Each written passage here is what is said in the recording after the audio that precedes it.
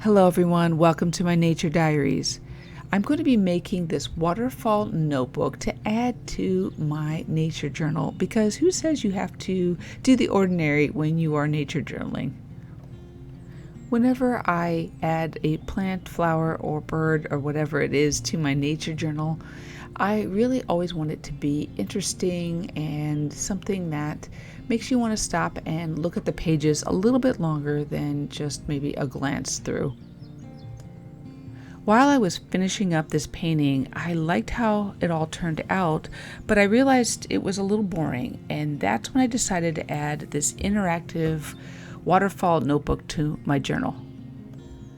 I'll be using this 9x12 paper. It doesn't have to be watercolor paper, but I do want that 12 inches in length, and then some glue, pencil, scissors, and then also this cutting board to help cut some of the smaller shapes in a little bit. I also have some other watercolor paper, and I'm picking that scrapbook paper for a background, and then you can see the watercolor sheet that I'm going to cut the initial strip out of. For this first piece, I'm going to make it about 7 centimeters with the width, and then I'm going to use the whole length of the page. I like to mark the bottom of the page as well, so when I'm drawing a straight line, it just makes it nice and neat. This first strip that we'll be cutting out is going to be the piece that holds all the other pieces to it. And I know it sounds a little confusing, but you'll understand in a moment. But you know, how wide you want this piece is completely up to you. It just depends on how it fits into your journal. I'll be cutting this paper next, and you can choose whatever design that you want. But this will be the actual frame for your little portraits or pictures that you're going to be putting on the waterfall notebook. For cutting this particular paper, I'm going to make it the same exact width as the first strip, so it will be 7 centimeters. And I want to go ahead and mark the whole page. I'm going to cut a whole strip off, even though I won't use it all. I just want it that way I have enough to be able to cut from. I'm going to make this also a square, so it's going to be 7 centimeters width and 7 centimeters in length, and I'm just marking at the 7 centimeters, 14 centimeters, and 21 centimeters because I'm going to be making 3 squares. After I cut out this initial strip, I will just go ahead and take it to my paper cutter here, and I'm just going to cut out those shapes or these little squares of 7 centimeters.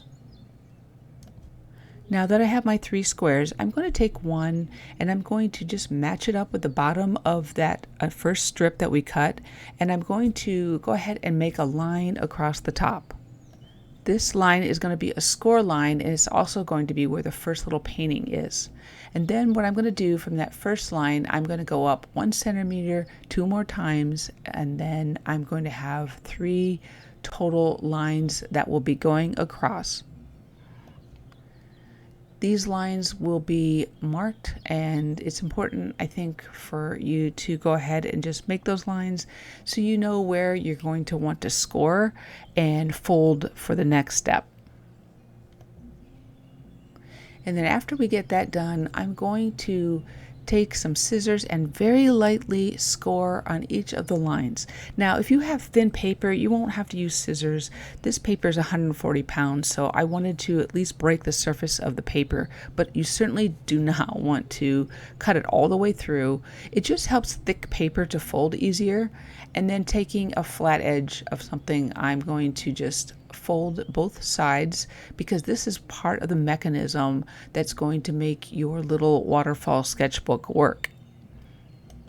This is an important step to make sure it's done correctly because how the cardboard moves is going to affect how your little sketchbook is going to look.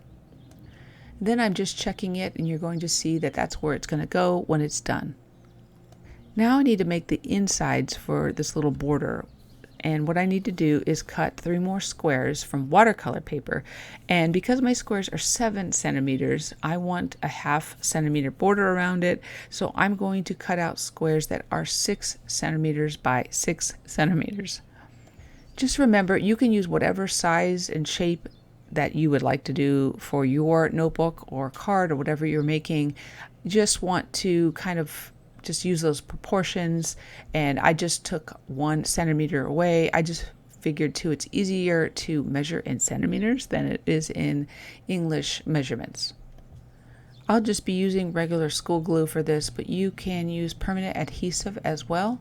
This is just what I had on hand, but you do want to go ahead and glue all these to your border and make sure the patterns, if you have one on your border pieces, all go the same direction. Now that these have dried, we're going to take our little painting squares and we're going to now place them onto this part of the strip that we're using for the mechanism. And so what I'll be doing is gluing no more than half on this first one, and you'll see and understand maybe why later, but we're going to glue this down, and we have to be really careful whenever we're gluing when we make this particular type of little notebook or sketchbook, because it will affect how the mechanism works. So you just want to follow that, because I didn't do that right the first time and had to fix it. Once I put that in place, I want to make sure that I put that square underneath the fold line. It's really, really super important that I do that. And the same thing when I do the second one, I'm only going to glue on that little thin strip and then put the paper on that or the cardboard on that. But make sure that you can fold it over and there's nothing sticking up above the fold line, because that will affect how your mechanism works. So I'm going to place the last one on there, again checking, making sure everything is even and squared off the best that I can. And then once that takes, we'll go on to the next step. I'm measuring off now. We need just a simple band, and I'm going to mark off 2 centimeters for that. And I'm also using a long strip of scrap paper that I had left over, and it doesn't necessarily have to be 2 centimeters. It can be a little bit wider. It's totally up to you. You'll see in a moment, but I'm going to cut that down to the 2 centimeter width and then just a different length. I just want to make sure the length will go around the little waterfall notebook itself. This is going to kind of hold the whole little notebook together. Taking this little band, I'm going to fold over this notebook, and that's an important part right there. And then I'm going to put this on the very outside, the back side of the waterfall notebook, and I'm going to fold in these straps.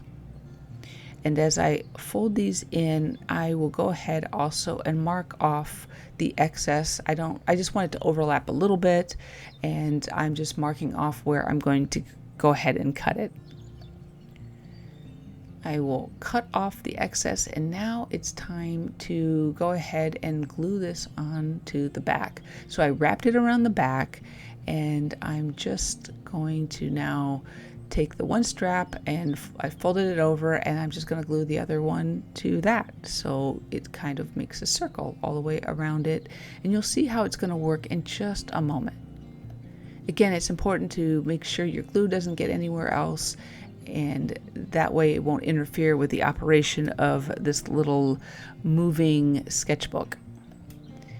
And now I'm testing it out, and it works. It's important to do that with every step so you have an idea of what's working and what's not working, and you can fix it before it gets too crazy. Now I'm placing the little waterfall sketchbook into my journal and working on where I want to place it and how I like the looks.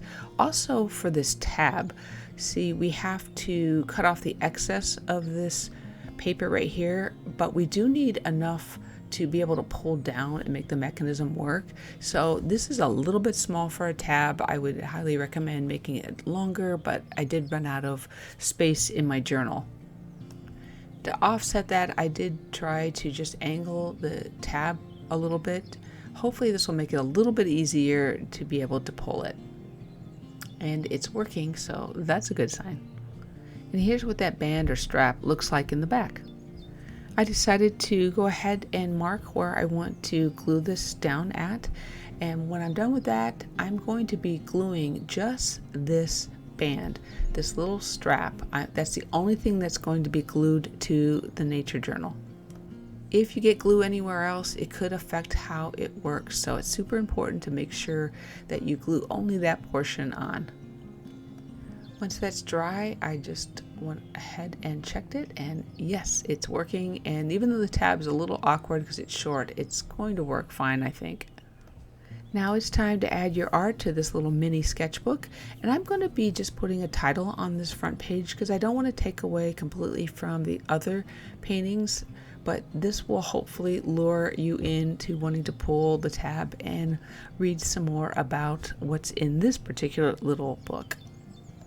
I've decided to add some information about the life cycle of a monarch butterfly in with this milkweed, a perfect companion to this layout and a way to really make it a little bit more interesting and fun, and of course interactive.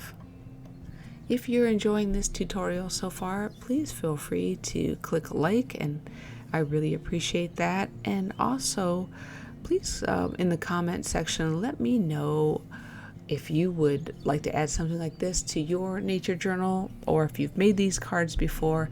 And also always love it if you would subscribe and join me as I fill out these nature diaries. I appreciate it so much. What's nice about these little waterfall notebooks is you can add information that you might want to add in, but you just don't want to write about it.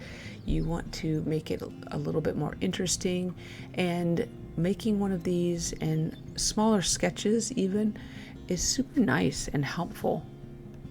This waterfall sketchbook was popular like several years ago, and I found it watching stationery channels and channels on bullet journaling and junk journaling. So it's really good to expand who you watch and what you watch to give you inspiration to come up with, fun ideas to add things and different elements to your nature journal as well. These kind of interactive elements really remind me so much of children's books. When you think about it, they have all kinds of books where you have pull tabs and pop-ups, and I'm so excited about all the different things that I can put in my nature journal. I have so many ideas now because I'm thinking about children's books. Incorporating a sense of play with your nature journal is a super great way to make sure that your journal is going to be looked at and viewed not only by yourself but by your friends and family. They're going to want to see it for sure and enjoy it. And here's how that little tab looked and how my little paintings turned out in the end. And it was so much fun adding this. I can't even tell you how much I really did enjoy it. Well, I hope you try making one of these too, and if you do, again, let me know. And in the meantime, remember, you are amazing and creative. Till next time, bye.